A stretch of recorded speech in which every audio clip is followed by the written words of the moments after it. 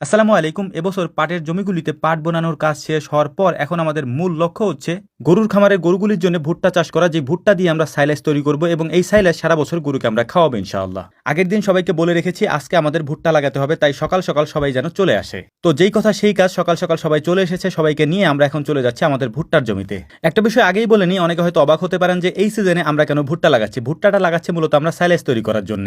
ইনশাআল্লাহ এই ভুট্টাগুলি যখন বড় হবে, বড় হওয়ার সাথে সাথে যখন মিল্কিং স্টেজে আসবে তখন এগুলিকে আমরা কেটে ফেলবো। তো যাই হোক, কথা না বাড়িয়ে আমরা আমাদের মূল কাজে চলে যাই। আমাদেরকে প্রথমে এই জমিটাকে চাষ দিয়ে নিতে হবে, এর পাশাপাশি জমিতে হালকা পরিমাণে সার বুনে নিতে হবে। চাষ দিতে দিতে আমরা মেশিনে একটু তেল ঢেলে নিলাম, কারণ তেল এখন আর টাঙ্কিতে রাখি না, আমরা তেল এখন টবে রাখি। মোটামুটি জমি চাষ দেওয়া হয়ে গিয়েছে। এখন আমাদেরকে যেটা করতে হবে সেটা হচ্ছে এই জমিটাকে সুন্দর করে আমাদেরকে সমান করতে হবে, যে জন্য আমাদেরকে মই দিতে হবে। তবে আজকে মই দেওয়ার কাজটা ছোট কাউকে দিয়ে করানো যাবে না, এই কাজটা আমি করব, যেহেতু সজীব মামা মেশিন চালাবে এবং পিছনে দাঁড়িয়ে থেকে এই মইয়ের কাজটা আমি সুন্দরভাবে করতে পারবো ইনশাআল্লাহ। পাওয়ার টিলারের এই মেশিন অনেক বেশি জোরে চলে, যে কারণে এখানে ছোট কাউকে দিলে দুর্ঘটনা ঘটার সম্ভাবনা থাকে, তাই আমরা এই কাজটা নিজেরাই করি। দেখতে দেখতে আমাদের জমি চাষ দেওয়ার কাজ হয়ে গিয়েছে, এর পাশাপাশি জমি মই দেওয়ার কাজও হয়ে গেছে। এখন আমাদের মূল কাজটা করতে হবে, অর্থাৎ এই জমিতে আমাদেরকে পিলি টানতে হবে। পিলি বলতে আমরা কতটুকু থেকে কতটুকু দূরত্বে এই ভুট্টার দানাগুলি লাগাবো সেটাকে আমরা পিলি বলি, যেটা চতুষ্কোণ পদ্ধতিতে আমরা করে থাকি। ভুট্টা লাগাতে আমাদের তেমন বেশি সময় লাগবে না, কারণ আমরা অনেক মানুষ একসাথে এসেছি এই ভুট্টা লাগানোর কাজে, কিন্তু আমাদের পিলি টানতে অনেক বেশি সময় লাগবে। এর মধ্যে আমাদের খাবার চলে এসেছে, আমরা সকালের নাস্তা এখানে করে নেব আগে,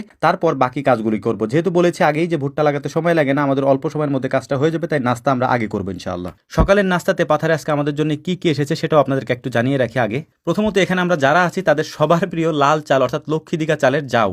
এর পাশাপাশি আলু এবং ডিম। আলু এবং ডিম কেন বললাম সেটাও একটু বলে নিই আপনাদেরকে। আলু আস্ত এসেছে এবং ডিমও আস্ত এসেছে, এগুলিকে আমরা এখন ভর্তা বানাবো এখানে ইনশাআল্লাহ। তো আলুগুলিকে ছিলে পেঁয়াজ কুচি এবং শুকনা মরিচ দিয়ে আমরা আলু ভর্তাটা তৈরি করে নিচ্ছি, একেবারে খাঁটি দেশি রাই সরিষার তেল দিয়ে।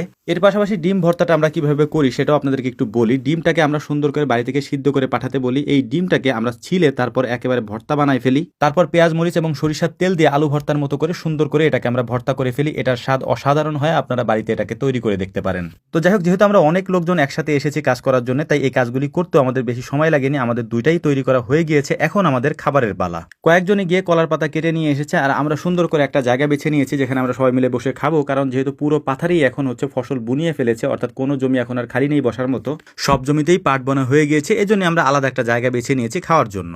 এখানে যা আমাদেরকে খেতে দেখছেন তার সম্পূর্ণটাই আমাদের নিজেদের হাতের তৈরি করা আলহামদুলিল্লাহ। এখানে ঘি দেখতেছেন, এটা আমাদের হাতের তৈরি করা। সরিষার তেল দেখতেছেন, এটা আমাদের হাতের তৈরি করা। এর পাশাপাশি লাল চাল, যেটা লক্ষ্মীদিঘা চাল, এটাও আমাদের হাতের তৈরি করা। এই ডিমগুলি আমাদের খামারের ডিম।